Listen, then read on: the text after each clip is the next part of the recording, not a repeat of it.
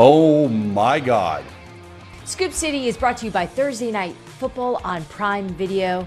Welcome into Scoop City. I'm the Athletic Senior NFL Insider, Dianna Rossini. And I'm Chase Daniel, played in the NFL for 14 years.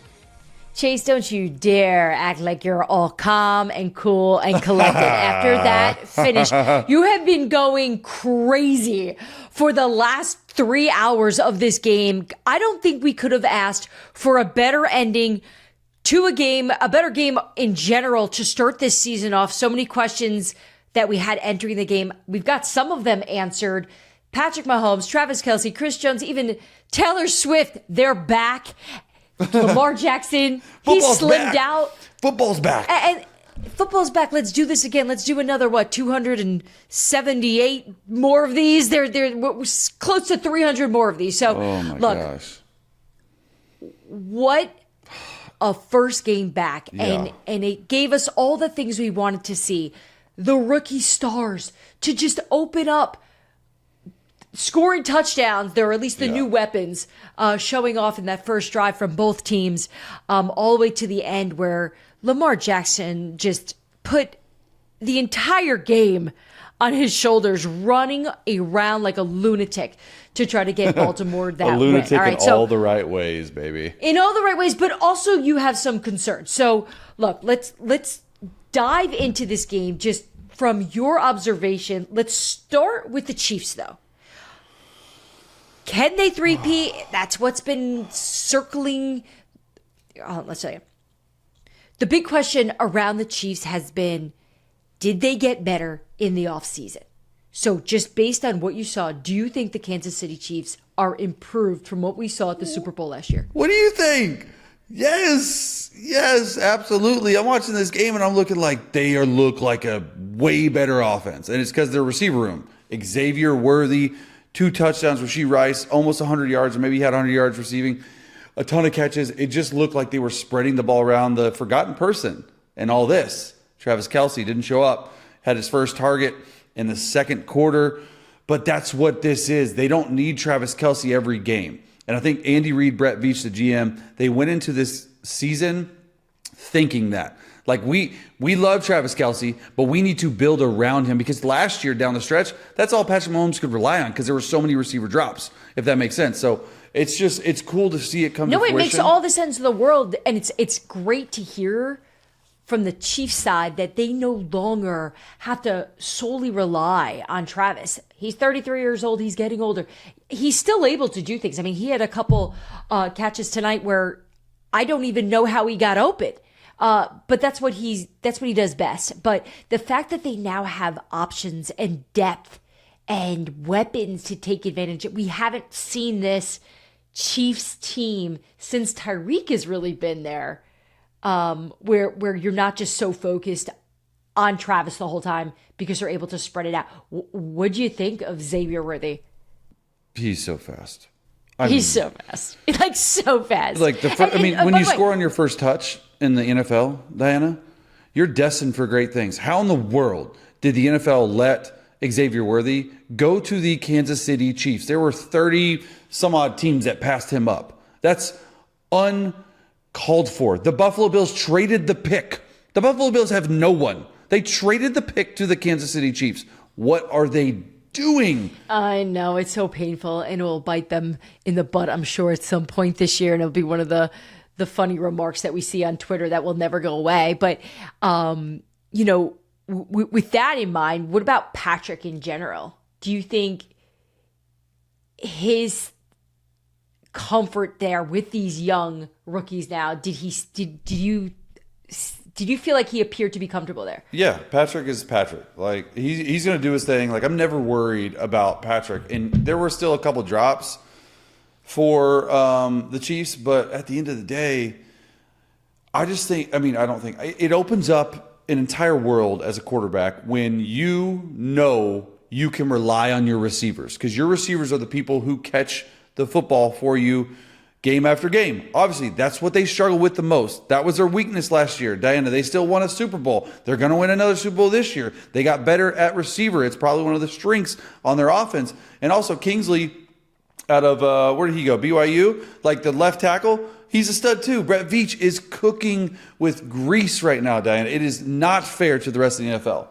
Yeah, let's not forget Chris Jones out there, especially in the Ballin'. first half. Just absolutely dominating, forcing turnovers. All right, so we're talking about how fast Xavier Worthy is, yet we're on the same field as Lamar Jackson, who just looked absolutely impossible to bring down per usual. But and look, we always talk about Lamar in this regard. His strength is his weakness, right? The things that makes and creates these plays. He's so reliant with his legs. He is able to do things that no other player is able to really do. But it puts him in danger. I felt like when we were watching this, we were half cringing watching him run because it just feels like he's going to get in trouble. He does a good job of avoiding it. Feels like he's going to get hurt. Not in trouble, hurt. No, exactly. Yeah. But he has done a good job over his career of avoiding those high impact hits. But this type of running, this appeared to be too much. Yeah. And he was doing it because they didn't have any answers. Yeah. He knew that the offensive line wasn't holding up. The offensive line is a big question mark. Like, I mean, it was going into the season. Internally, it's a huge question mark. They lost 3 starters. Morgan Moses went to the Jets via trade, and they replaced them with some rookies. Rose Garden got beat multiple times by Chris Jones. And when you really study it, you could tell that on most of the drop back plays that Lamar Jackson did not really have a plan for what was happening because the rush was getting on him so quickly. There were some times where it was a Chiefs coverage. I got to give them credit. They were in good coverage. But when you're a quarterback behind the offense line, you can't trust them. You just take off. Like Mahomes ran for 122 yards. That's way too many. I'm sorry. Like the thing about him in the AFC Championship game was, Lamar, you stayed in the pocket too much. Why didn't you run? Well, guess what? Lamar decided to take and run, and he ran for 122 yards, almost had 400 total yards. Was it an overcorrection from the AFC game? No. It was Lamar being Lamar. Like, Lamar's going to try to beat you. He had 400 total yards, Diana. Like, what? Like, at one point, and they have Derrick Henry on their team. And they have Derrick Henry, who looks slow, in my opinion. His age is showing. But at what point do we shift the blame from Lamar and be like, the Ravens are doing him dirty? Like, I just think that it's such an interesting conversation because it's so polarizing. Lamar is such a polarizing player. He is. It's finding a balance. And let's just go back to when Greg Roman was calling the plays. A lot of that criticism was what you just brought up, which is they are too reliant on Lamar to win. And so I thought Todd Monken did a fabulous job last year in balancing that out a little bit more. But this was Greg Roman, Lamar to me. This was like 2 years ago. Yeah, that's a good point. But at the same time, there weren't a lot of called runs. That's what is crazy to me, Dan. I'm so glad you brought that up. Because when you look at the film and I'm looking at it, I'm like, why in the world are the Ravens, specifically Todd Monken, why are they calling all these dropback plays with Lamar? That doesn't make sense. That's not Lamar's game. Yes, he's grown as a passer, but when you call RPO, run pass options, when you call running back runs to Derrick Henry, feed him the ball, when you call play action passes, those 3 type of plays are offensive linemen's best friend. And when those offensive linemen get settled, they play better. You can ask any offensive lineman, okay? And when you're not settled, you feel like you need to block and protect for 5 seconds each time, especially a new offensive line that they tried out there. Didn't love the game plan with Todd Monken, like early in the game. Like, he just kept throwing and throwing and throwing it. That's not how you're going to win this year. You got to pound the rock and play good defense. He's also playing against Steve Spagnuolo, right? Who knows a thing or two about coming up with a really good scheme and disguising a lot of the things out on the field there to confuse everyone. And they obviously were a bit confused today. I don't want to make a big deal of it, but like I noticed, I think everyone did, and I mentioned that it's a slimmed down version of Lamar. We talked about a lot this summer that he's lost a lot of weight. And look, I know he's next to Derrick Henry. I kept comparing the two, and so Derrick looks like Derrick looks like Godzilla next to him. But do you have worries about Lamar being so lean?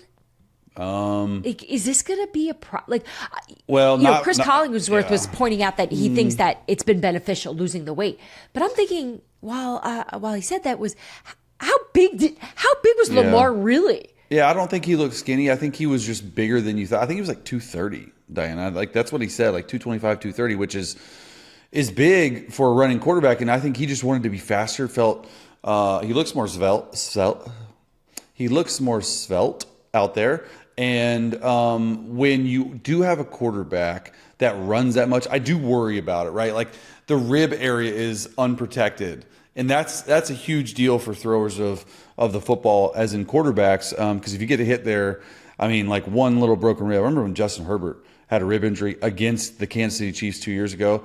The dude was not the same the rest of the year. It just seems like Lamar really never gets hurt, though. So it's not that big a deal to me. I actually think he looks like faster, which is sort of scary for the league. Lamar Jackson cannot handle the amount of carries he's on pace for. Diana, he's on pace for 272 carries in the NFL this year. That's not going to work.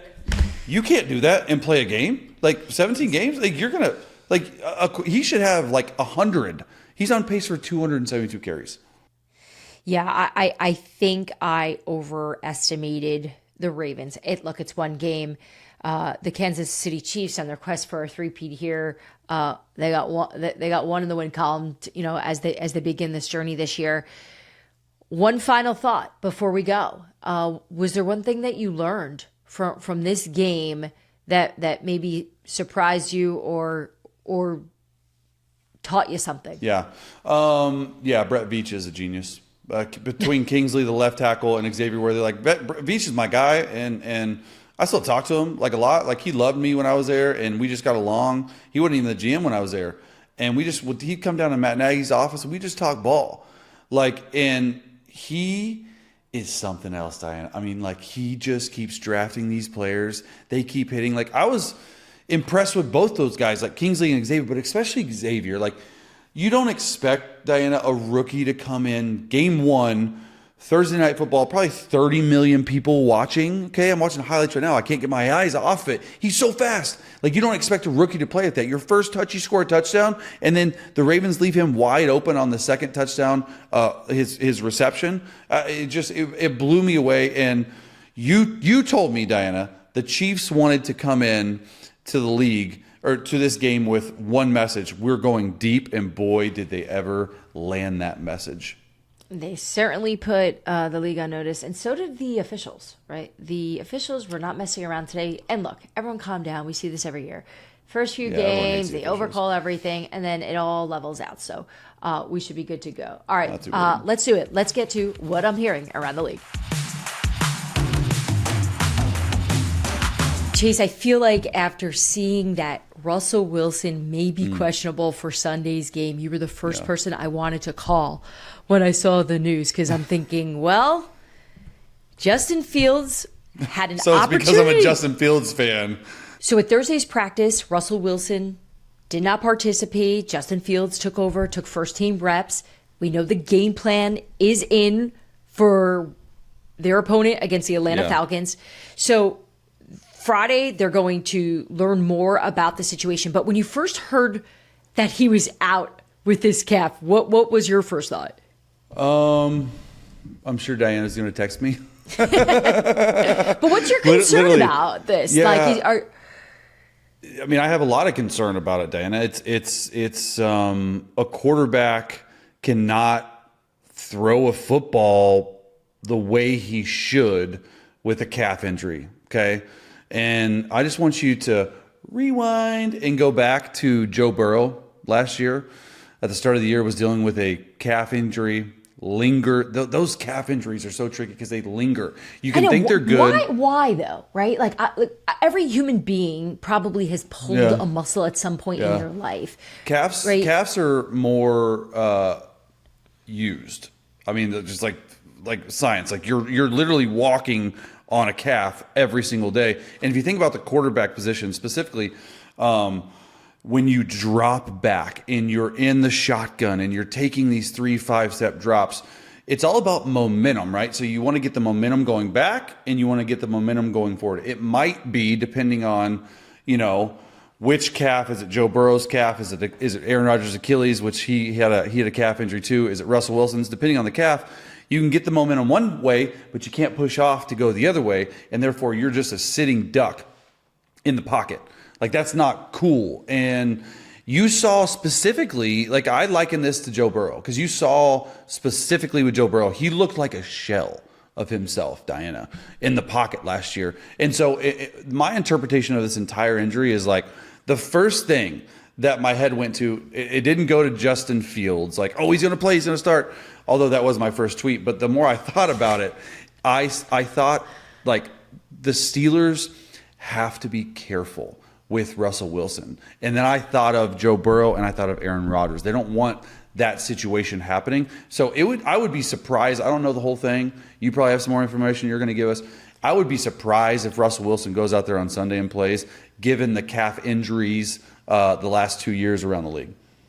Yeah, and what I do find interesting about this is this wasn't a quarterback competition where Russ just snagged it and brought it home, and it was just such a clear decision for Omar Khan and Mike Tomlin and that front office to go, okay, yeah, this is what we're doing. We're going with Russ.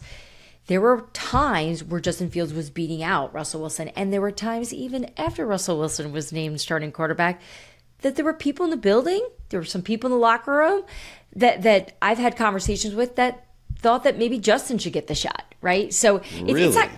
It's not controversial. It's just it's not as clear in terms of. I'm not clear. I get it, and that's why I ask you, because you probably have more intel than anyone out there covering the Steelers, just because you're really good at your freaking job. But, like, was it even a quarterback competition? Like, that's where my mind goes. That's where my mind goes to what we were saying off camera, was like, if you have two quarterbacks, you have zero quarterbacks. And so, like, both those guys can play, but it's hard, that pull within the building, that pull within the locker room. Because I guarantee you, no one said it because it's Mike Tomlin's team, there are Justin Fields fans in the locker room. And those players, it's impossible not to split the locker room when you see what Justin Fields did the last 5 or 6 games for the Bears, what he could bring to their offense. So it's just, my mind goes to that locker room. How is it working in that locker room? And I'm sure there's some guys on that team that are excited. Look, any other team, if we were talking about the situation, we would probably dive into it a little bit more. I'd be like, Chase, yeah, I'm worried. There's guys in here, you know, they don't want Russ. They want Justin. I don't know how this pans out. Not in Pittsburgh. Nope. If those guys are going to do what they're told, and they're going to get behind and rally behind the quarterback that Mike Tomlin believes is going to give them their best shot. I also think guys on the ground are fully aware of the situation and understand that you've got two quarterbacks here who mentally are rebuilding themselves a bit, right? Obviously, Russell coming off the Denver Broncos situation, and Justin Fields is still growing. And considering that, you know, the Chicago experience wasn't a great one. So, look, I don't think they wanted to rush Justin out there. But if he has to start, I don't think they're panicked in the building. I can tell you that. What I think they possibly could be panicked about, no matter who's under center, it's the offensive line, knowing that they've got two young rookies up front. Yeah. And I think that's they look where, bad, Dianna. I'm going to be honest. They look bad in the preseason. Yeah. So they're going to be going up against the Atlanta Falcons with a defense with Matthew Judon, their latest addition, and a Raheem Morris head coach that's going to bring a defense that looks a lot like we saw with the Rams. Obviously, no Aaron Donald there, but I don't have concerns that if they have to go to Justin Fields, it's going to turn it upside down.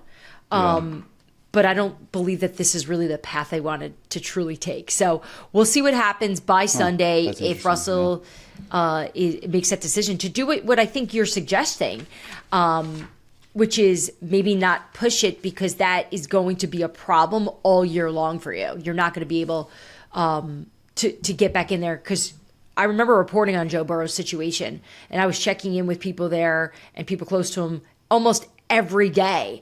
And there'd be days where he'd have like just, man, he was everywhere. He was running out of the pocket. Yeah. And there were days where it's like, man, he is not moving. We are not moving him because he couldn't. And they were trying to protect him. That's another thing. You're not able to practice at full speed because you're in sort of reservation mode because you don't want to re-injure the injury or re-injure the calf problem. So, injury problems, they're going to pop up all year long. We're going to be talking about quarterback situations for the rest of the year, as we know. What I hope we don't have to talk about much are the contract situations, right? Because there's really only one left, and that's Hassan Riddick, right? That's really the only holdout that we're keeping an eye on, and we really have no updates on that. We are just waiting to see what the New York Jets do here because he has not shown up. But you know who showed up? Trent Williams. Hey. And you and I talked about this, and you said it very clearly last show. It was the biggest story in football at the time for a reason. You have a future Hall of Fame, first ballot Hall of Famer left tackle, 11-time All-Pro, gets his deal, gets his 2 years of guaranteed money that he was looking for. And so you have to assume that the relief there in San Francisco when you get a guy like Trent Williams back in your building. Yeah, I mean, look, I'm happy for Brock Purdy. Like, let me be real. Like, when you look at the 49ers team, they're running it back, Diana. They're the fourth oldest team. I don't care about that. People care about age and everything. When you have Trent Williams, who is the leader of that locker room, like, I think I texted you. When he talked about Ricky Purcell getting shot, he said, I came back early because I wanted to lead for my boys. That gave me goosebumps because it took me back in the locker room like, guys, this is a brotherhood in there. It's not like, yeah, it's business, Diana, okay? But like he came back, he got his deal signed, but he came back to lead his team. Like he is the leader of that locker room. And specifically, when you talk about Brock Purdy, it's pretty easy, Diana, okay? You know what the blind side is of the quarterback? It's the backside of the quarterback. If I'm dropping back and I'm Brock Purdy and I got Trent Williams back there, I'm not worried about a thing in the world, okay? It just is a complete lifesaver for a quarterback mentally. Forget about physically. Mentally, Trent Williams, what he means to that is next level. So I'm glad that you brought up goosebumps because I got goosebumps a bit when I talk to people close to Trent Williams about how the deal came together. Okay, so they were not communicating. So Trent, Kyle Shanahan, John Lynch, we're not talking all summer long. On Sunday night last week, Kyle Shanahan picked up the phone and called Trent. And he said, Trent, we need you. We need you. We need you back in this building. And Trent said what he has said to John Lynch and what he has said to Kyle Shanahan, a guy he's known for 14 years. Remember, they were together. Kyle and Mike Shanahan drafted him in Washington in 2010. And he said to him, I will give you all of me. I will give you my whole body for you on this field. You will have to pull me off in a stretcher, but you have to look out for me off the field and look out for my family. And that conversation was able to get it done. After an entire summer, including an awkward wedding run-in. Okay, so Christian McCaffrey invited Trent Williams to his wedding. Remember, Christian and Olivia Culpo got married early, July-ish. And Trent had told Christian, hey, I'll be there. And so as the wedding day got closer, Trent started to get anxious about attending this wedding because he promised his teammate he'd be there, but he knew there'd be two guys there that he'd see, John Lynch and Kyle Shanahan. And he didn't want to have that awkward conversation because at that point, at that time, the negotiations were not going well. Yeah. They were really far apart at that point, so it was awkward. So here you have Trent Williams, 6'5", 330-pound Trent walking around cocktail hour, walking around the reception, bobbing and weaving because he doesn't want to have to see Kyle and John, right? A drink in each hand, like, hey, just like, I'm hiding. Hard to hide. He's on the dance floor. Yeah. He's doing shout. He's like just doing anything he can just to avoid Kyle and his slicked hair and mustache and sunglasses. But they did actually talk at the wedding, and it was brief. It was just like a big hug. Hey, what's up? How are you? And that was it. And they didn't see each other again. And they did not have a single conversation between Christian McCaffrey's wedding and a few days ago. And then they were able to get the deal done. What took Kyle Shanahan so long to call him? Like, why couldn't he have done that earlier? Usually because agents advise clients to attempt to be cold, right? Like, be unreachable. Let them worry. There's value in mystery. So I'm sure that had to do with it. But also, I think he was trying to make a point too. Everybody on the planet knows that the 49ers needed him and do need him. So I'm glad they were able to get it done. But I think my favorite part of the whole story of it coming together wasn't the wedding thing is a great picture to imagine. But it just goes to show you, yes, there's so much business in this, but it's just two people, Kyle and Trent, understanding they need the other. Yeah. So the lesson learned out there. That's such a good story. The lesson learned, though, don't text, call. That's what you do out there, folks. You're getting too deep this late for me. Unbelievable. Speak of getting deep, we don't get that deep with Josh Allen, but he's going to join the show next. He's been taking a lot of shots this summer, and he obviously has got a big season ahead of him. But he was nice enough to join us. And look, we got right into it. First question, out of the gate, talking about if he thinks he's overrated. We'll be right back.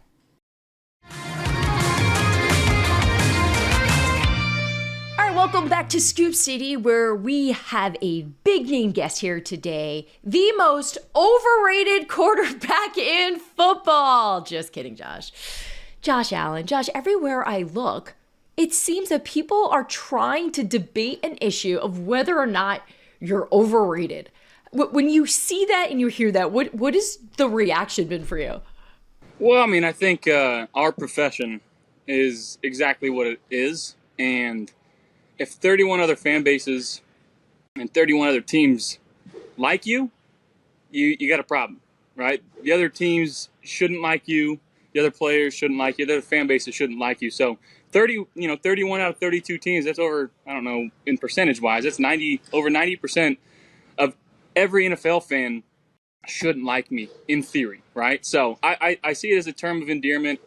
At the same time, my players and my teammates know what I am and who I am and what we do over here in Buffalo, and that's all that matters to me. Yeah, and that's all that matters. But, I saw that you put out that you like the fact that you were voted the best trash talker. And look, I've known you a really long time. You're a really nice person. You've always just been the same guy since the day you were drafted. I don't think of you as being vicious, and I've obviously misread this.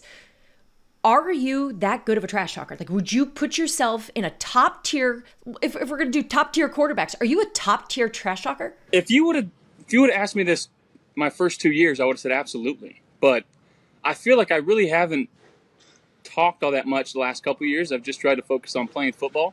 But apparently I get under some guys' skin, so that is what it is. I'm not trying to be malicious. I'm just a very competitive guy, and I'm going to have my teammates back at the end of the day, and maybe that's what they take for trash talking. But I'm not going out there and trying to get an edge mentally by saying things. Like, that's not my game. So, again, I'm sure there's other guys that compete with me, but maybe I'm the only one that just talks back. Is there a go-to line that you go to? Like, is there like a one line that you're like, yeah, that one works. That one burns a little, that you have up there in a situation where you're like, I'm going to throw that one out? A couple years ago, it's like, turn around, let me see your name. That'd be the one. But I haven't used that in so long. So again, maybe this is just based on the reputation from the first couple years, because I feel like I try to be nice to the defense now so they don't hit me as hard, Makes sense. The nobody knows who you are, that cuts deep, right? Yeah. Because that makes every human being go, wow, I wonder if people really don't know who I am, right? It's like, Yeah. Look, I know we're kind of like joking about the anonymous polls and stuff. And, I don't know if you've ever been asked to be part of one, but if you wanted to ever do that, is there a topic that you think would be really interesting that you'd want to be part of? If someone anonymously asked you, like, so let's talk about this topic about things in the league. Is there something that you'd be really curious about? Best flopper. Oh, I'd be up there. I think so. Do you think you overflop? Are you a flopper? Maybe at times, but I wouldn't say yes. I think I've gotten away from that. Yes. But sometimes you gotta sell it just a little bit more to try to help your team. Heck yeah. It's like when DBs are holding and then they put their hands up at the last second, or wide receivers throw their hands up because they're the ball's overthrown. It's just like that. Yeah. I appreciate that you came up with the topic and you voted yourself top of the tier of that actual poll. So I play to win. Our work is done here at The Athletic. We Exactly. got our article. It'll be up on Monday. You mentioned your receivers. Obviously, things have changed there in terms of your weapons. For you as a quarterback, is there one part of your game that you feel like you definitely need to lock in this year? Just knowing this room is really young compared to what you had last year with Stephon Diggs and Gabe Davis. Yeah, I think leadership, obviously, number one, trying to bring the guys up around me that haven't been here, just trying to make sure that I follow the standard each and every day that Coach McDermott preaches, and that's playoff caliber. And number two, I think ball location, making sure that, our guys can have opportunities to go make plays. When you talk about Mac and Keon, just making sure I'm on goes, I'm not overthrowing, I'm allowing them to use their size and their body. And then for guys like Curtis and MVS and Khalil, just putting the ball where they can catch and run and utilize their speed. So I think those are the two most important things. Keon Coleman he's got just such a big personality. Obviously, he's been so much fun and has leaned into the whole Buffalo style, the culture there. He fits in perfectly already, and he's brand new. But what is your favorite thing about having him as a target on the field in terms of the production of this offense? Yeah, I think he's got a lot of short game quickness, and I think people underestimate that about him. When we go in one-on-ones, he can play the slot, he could play outside, and his releases are pretty dang good. He's strong at the point of catch. So, again, it's going to be an adjustment period. It's not going to be perfect right away, but we're going to keep working and continuing to get better. And I'm very excited to see what we've seen out of him through training camp so far. And, hopefully we have a long time together. Has he done anything that's made you laugh as like the leader of this team? Like, he's so young, know so much more because you have so much experience. You've been doing this for a while. Has he said anything or shown you anything or portrayed anything where you're just like, oh my goodness? I don't think there's a day that's gone by where he hasn't made people laugh. He's a very boisterous guy. He likes to talk. Louisiana, he's country. He's one of a kind. I'll say that. In terms of the conversations that we've had I feel like it's been 2, 3, 4 years about your relationship with Stephon Diggs, and you've always been really consistent about how much you love him and you always respected his game, and you guys always had this sort of team mentality. But now that he's in Houston and you reflect back at your time together, what is your relationship with him? I still love the guy like a brother, and we don't talk as much as we used to, obviously, and that's to be expected. And I wish nothing but the best for him, except when he's playing the Buffalo Bills. Obviously, we want to take care of that when it comes to it. I think we've got them on the schedule this year, but we'll cross that bridge when we get there. But again, I want nothing but success for him. I know sometimes it's hard to describe exactly what your team is, especially this point in the season because there's so many unknowns. You haven't played anyone in a real game. But before we kick off here, if you were to explain who the Buffalo Bills are right now, what we can all expect, how would you put it best? I would say at any given point, we got 11 guys that love and care about each other and play football for each other and try to play football the right way, the way it's supposed to be played. That seems like you can't pop a lot of holes in that even after like week 12, right? If you can stay that way and be consistent this year. And I think one of the topics that people love to talk about when they reference the Buffalo Bills is, this is a window for Josh Allen. This is some of the best football he can play. How much you feel this pressure to get this done, knowing that this is some of the best you're going to be in your career? To be honest, I don't feel a ton of pressure at all. I've had a lot of talks with a lot of guys, and most notably Von Miller. And as a believer in Christ, it's already written, and I just got to continue to trust what's going on in front of me and try to play the best football that I could play. And in this game, sometimes you need a bounce to go your way. Sometimes you got to find a way where a guy has to stay healthy, So there's a lot of things that impact the season, that impact the single game. And again, I'm just seeing it as it plays out, and again, just trying to control what I can control. Are there any quarterbacks you like to watch? Is there anyone you study that you're like, gosh, I want to do more of that? I like how they do this. Yeah, Aaron's been on the top for a long time, the way he throws the ball. Obviously, Pat. I think Matt Stafford as well. I think the way that he throws the ball is pretty impressive. I'd say those three guys for sure. And again, just trying to find a way to get better. And you can sit there and watch a bunch of film on these guys and try to take away one thing. And if it works for you, it works. If it doesn't, you throw it out and you try to find something else that works. But at the same time, I feel like I've been doing a good job myself of throwing the football. So I got to keep fine-tuning it, but always trying to find things to make myself better. Who do you think your biggest competition in the AFC East is going to be this year? Like, who are you guys like, this is going to be tough? It's still Aaron Rodgers. He's one of the greatest quarterbacks to ever play the game. He's an extremely gifted, talented quarterback. I don't know if there's anybody that's ever thrown the ball quite like him in the history of the game. So you always have to account for that. Obviously, with the Dolphins and the speed that they got on the offensive side of the ball and the play calling, and Tuba's coming and playing some great football over the course of the last couple of years. And then obviously you got the unknown in the New England Patriots. So I don't know if I can give you a complete answer. I'm a big fan of Drake May. Got to talk with him and meet with him a few times over the course of the off season, and he's a good kid. And I say that like I'm much older than him, but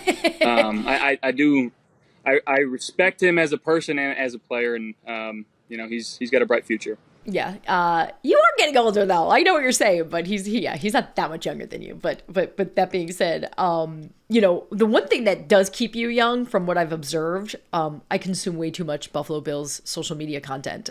It's a little bizarre. I fall down these wormholes because you do such a good job of supporting them and putting yourself out there. And I watch you do this milk thing where you're drinking it was disgusting. You're drinking milk, whole milk, half and half. Why are you so open to participating in all these quirky little bizarre social media TikTok trends? Because why not? Do you have a favorite one that you've done with them? It didn't involve me, but I really like the TikTok that our social media put out about who you gonna kiss tonight? It's like your mom. And everyone just kept saying your mom to the social media guys, and I thought that was pretty funny. So that's a good one. It's all like that brain rot stuff, which appeals to, I guess, the younger generation, but some of it's pretty funny, and I indulge. I appreciate how much you've aged yourself in this interview. By the way, this kid, those young guys, how much time a day do you honestly spend on social media? Not too much. Right now, the two that I consume are YouTube and TikTok. Instagram and Twitter, I did download it to post yesterday, and then it'll be off here soon. So once the season starts, I'll get rid of it all and just kind of focus on, again, what I can control. Well, I may need you to do one favor for me before I let you go here, and before you get off social media. I know we've talked about this before, and you remember a few years ago, when I saw you at practice, you told me that it was going to be really cold out and you were going to wear sleeves. You weren't going to wear sleeves. You said it's going to be really cold. You don't care. You're tough. And I went on national television for 5 days straight, and I was proudly reporting that Josh Allen was not going to wear sleeves in, negative 10-degree weather. And then you ran out of the tunnel and you had sleeves on. And to this day, people tweet me, hey, you'd be a better reporter if you knew how to report on Josh Allen. So I apologize. I did tell you that I was not going to wear sleeves, so I'll clear it up right here. That was my bad. And you did have the right information. It was a game time decision. I went out to throw pregame, and it was freezing. But I think we had a pretty good game that game, if I remember correctly. You did. You won. You beat the Patriots. Yeah. And I think you threw for 5 touchdowns, if I recall correctly. Something like that. Yeah, so it all turned out. It turned out great for you, but I'm still dealing with the haters. So, hopefully, everything you shared with me today is all truthful. If you change your mind, 100%. Okay, let me know if you change your mind. No, I will. If I change my mind, I'll let you know. You'll be the first one to know. How about that? Real quick before I let you go, our podcast is called Scoop City, and we always ask our guest to just give us the scoop on something we don't know about your team. Give me something. I know you got something weird up your sleeve, no pun intended, about your team. Give me the scoop. I beat Mac Hollins in chess 2 times yesterday. And he's like a 1,300, and I'm kind of at the 600 mark. So it was, that's a pretty big deal. It's a pretty big deal. Buffalo Bills chess champ, Josh Allen. Yes. Thank you for joining Scoop City. Thank you. Appreciate you, Dianna. All right, back here on Scoop City Chase, we've seen one game. We've got another one on Friday night. And then, of course, we've got that big slate on Sunday and then Monday Night Football. But I feel like before we head into the weekend, we got to get one thing off our chest. We're serving up some Scoop City Sunday superlatives for the 2024 I like season. that segment name. Right? Did you come up with that name? Or did I Marissa? did not. Our wonderful friend Jeremy on the show here. Hey, yeah, there you go, Jeremy. He's our utility player. He does everything on the show. So here's how this is going to work. Okay, so I'm going to give you an ice cream flavor. I'll give you a little description of what that flavor entails. Ooh, I love ice cream, by the way. I'm glad you do. I think most people do. So I'm going to describe it to you, and then I don't want you to overthink it, okay? Because you're a perfectionist. It doesn't have to be perfect. Like, no one's holding you to the fire on this. So try to just kind of off the top of your head think. Am I going first, or are you going first when you ask me? Oh, great, good. The rules of the game. Yeah. Let's do you first every time, since I'll You do got the it, Dianna. different ice cream flavors. Whatever you say, boss. I know you're making fun of me. All right, the first flavor of ice cream is vanilla. It's the popular player or team that gets a ton of love, but you think is getting a little too overhyped for how basic perhaps it could be. Ooh, Philly. Philly for me. There's been so much talk about Jalen Hurts and Nick Sirianni's relationship, all that stuff. Like, they're super popular. I played in Philly, and they are. I mean, like we talked about it. They love it. They threw snowballs at Santa Claus. That's a real deal. Like, they are real deal Holyfield. But it's Philly for me. I don't know. They're in a tough division. Cowboys might take it. Just go do something in Brazil. That's all. All right, I'm going Niners, and it's because of the holdouts. Not because I don't think they'll be good later. I just think they're expected to be really good. They're expected to be back, perhaps playing in the Super Bowl. But this was a little too off for me this summer. Yeah.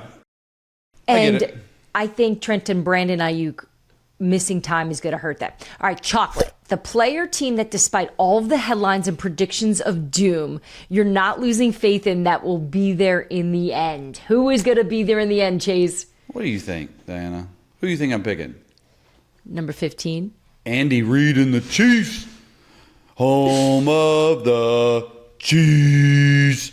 I saw that. They might have the best national anthem ending of anyone I've ever been at. I've played in that stadium so many times in college and in the pros. It is electric. Yeah, the stadium looked unbelievable too. Oh, it's unreal. You've played it, and I've obviously been there a bunch of times. Plus, the Chiefs have Patrick Mahomes. He's the best player in the world. Yeah, the atmosphere there is ridiculous. For me, speaking of amazing atmospheres, I'm going Buffalo Bills. All right? So much doubt about that. You jumping through tables for them? If they win, okay, here, hold on. Hold on. If they win the Super Bowl, Diana, we're going, okay, and we're doing Scoop City, and we're having our producers make us a Scoop City table, and you are jumping and breaking a table if they go to the Super Bowl. Chase, my legs are sore after doing the podcast for 40 minutes when I stand up. That's a yes. You heard it here my first bones, on Scoop I gave City. Birth 2 times in the last 3 years? No. Fine. Deal. Done. I like a deal. All right, Rocky Road. The team that is going to have a rocky road this year. I don't like Rocky Road. at all. But I like this team, the Texans, but I do think they're a little bit, I hate to use the word overhyped because that was vanilla, but they're talked about a lot and for good reason. But I just think that they go from the hunter to the hunted. It's hard to replicate success. They found lightning in the bottle. Don't know if they can do it again. Yeah, I also don't like Rocky Road. I always felt like that was, if they were out of the other ice creams, like you had to get that one. Or sometimes my mom would buy the wrong one and it would be Rocky Road. I don't like it either. I like the Cleveland Browns, but they're my Rocky Road choice. I have too many questions about Deshaun. I've got bigger questions about their offensive line. And I just think unless they're able to come out of the gate here on the right foot, it's gonna be a rough road. So the Cleveland Browns for me. All right, mint chocolate chip. First of all, do you like that mint chocolate chip? No. Do you like them? No, hot take. No, I feel like a lot of people like it. I don't know why. I like my chocolate. I like my chocolate and I like my vanilla. I'm with you too on that. Oh my God, the first time we've ever agreed. My kids on a love show, strawberry on ice cream. Do your kids? Do you like let your kids have ice cream? I do. They're a little young. Okay, we barely do for ours, but only vanilla. Yeah, not because I'm some like strict parent. That's just what they like. I mean, based on the rules that I run in this house, if they wanted, if they wanted to eat, hot sauce, they probably they probably could with the way I've been parenting lately. All right, so the mint chocolate chip is the polarizing player or team that you feel strongly about, one way or the other. I like to call this guy the bazooka. Because the real Mike Robb on NFL Network talked me into it, and the bazooka is Josh Allen and the Bills, baby.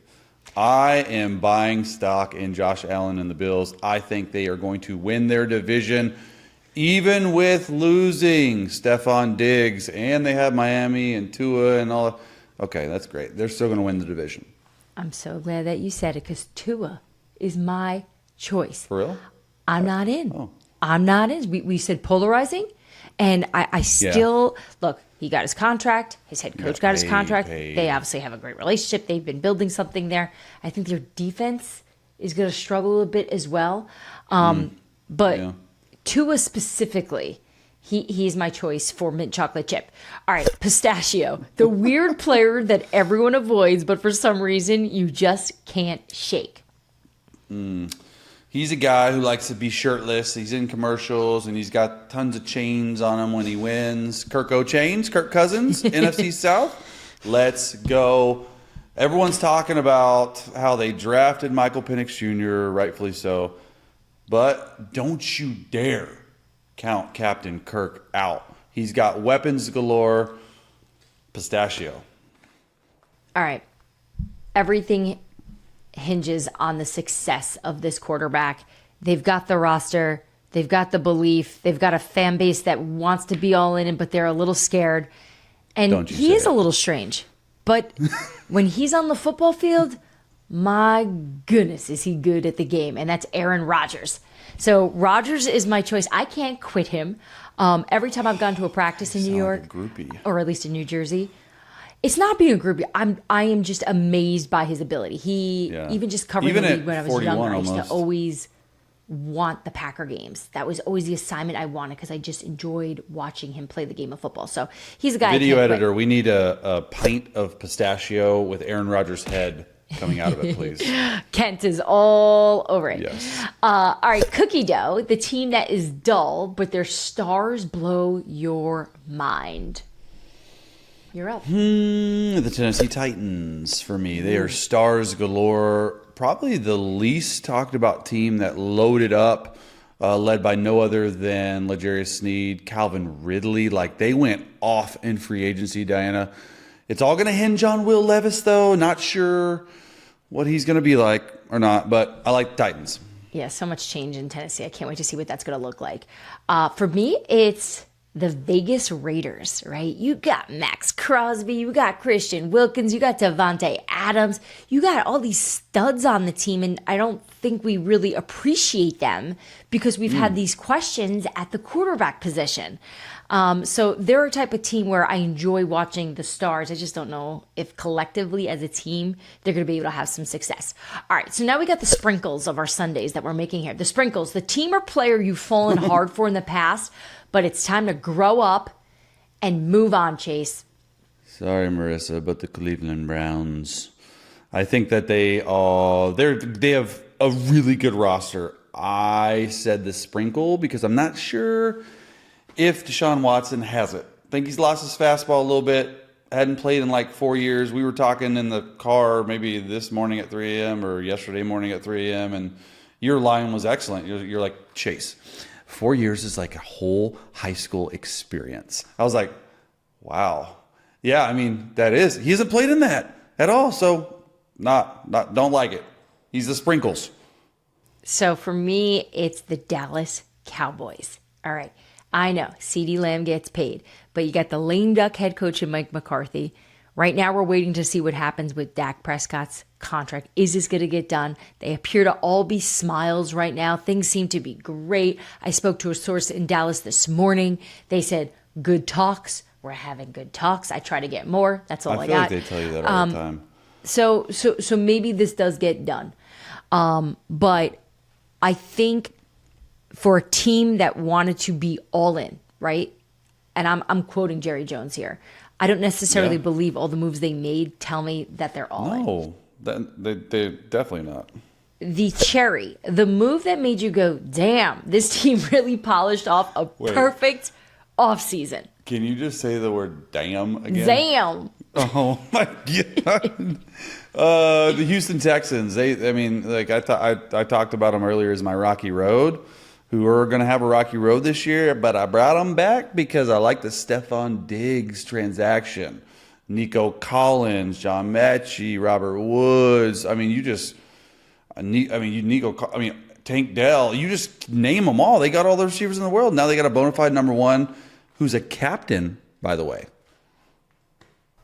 For me, the cherry delivered by FedEx, and when I say FedEx, I mean Arthur Smith, to the Atlanta Falcons. Obviously, he's not the coach there anymore, but when he was there, he's the one who built up a lot of that roster of what it looks like. And then they fire him, and they go get the missing piece, and that's Kirk Cousins. So to me, Atlanta from top to bottom, they look like a team built to win, and obviously with owner Arthur Blank wanting to go all in to not only get Kirk Cousins, but also to add Michael Penix. That, to me, that team, that's all they needed. They just needed a little cherry on top, and they got it with Kirk. All right, this is my favorite one. Froyo, right? The pretender masquerading as a playoff contender. Why do you say it like that? I don't know.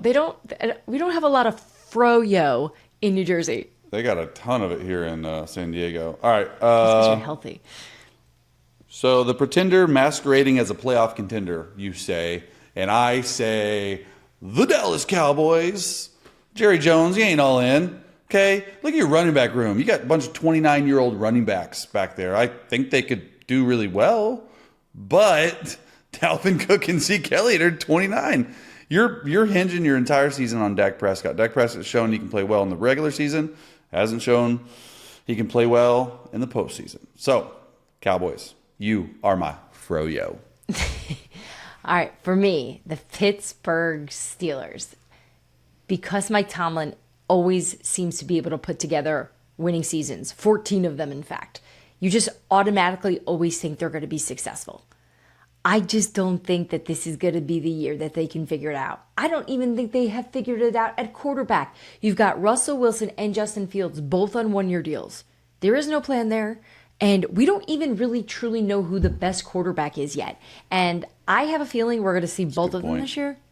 That's a good point. And maybe even one of those, like we've seen in Chicago before, where you start one guy and then you bench him and then you bring him back and then you start the other guy and you bring him back. You know what I mean? And it's just the old saying, Diana, if you have two quarterbacks, don't have one. Big goose egg.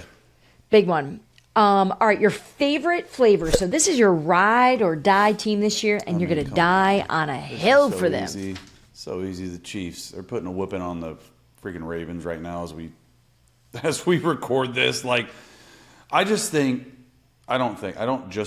know in my bones that they're going to three-peat. It's never been done before, Diana. They got better how does the best team in the world, the last 5 years really combined, get better? Well, the receiver room. They got a bunch of dudes at receiver. I had a conversation with someone in Kansas City a couple nights ago, and we were just discussing the idea of what you're talking about, of how to continue to come back every year and have that mindset to try to win it all. And he was just sharing with me that the underappreciation for just winning a game, right? Everyone is bringing their best to Kansas City. Every time they face every time they face the Chiefs, they're bringing their best. By the way, that was like an old slip there saying Patriots, right? Because it's the former dynasty. But it's like they know that they can't even be at 70% because they're going to get the best versions of every single team that comes to visit them. But yeah, they're able to do it every year. So for me, it's the same Super Bowl pick I had, and it's the same team I'm riding hard for, and that's the Houston Texans this year. And we talked about it. We talked about the culture. We talked about the players, the additions that they made during free agency on both sides of the ball, along obviously with their superstar Stephon Diggs, who was named captain after he told us here in Scoop City that was his goal. So cool to see that go through. But look, I don't think it's going to be an easy road for them. I certainly don't. I think things are going to have to fall their way. And we've discussed it on the show before. So much of a full season of success isn't just playing well. A lot of it's luck, it's health. But they are going to be the team this year you're going to be annoyed with by hearing me trying to argue why. 6 primetime games, too. They got a lot. They do. All right, before we go, what is your actual favorite ice cream flavor? Honestly, vanilla bean. My dad grew up eating it. Like I'm pretty sure he had like a bowl every night. Like super healthy, right? But it's got to be Bluebell. I don't know if you know about Bluebell up there. I don't know, but when Stephen Jones was on, you two were very chummy about your Bluebell ice cream. So is this is a Texas thing? Yeah, it's amazing. It was that company that had like listeria outbreak a couple years ago that almost like ruined their company. If you remember that, it was huge, like CNN, Fox News, breaking news, and they didn't like produce stuff for like almost a year or 6 months. But I grew up on it. It's back in action. It's so creamy and delicious. Ooh, that sounds good. Mine is chocolate peanut butter.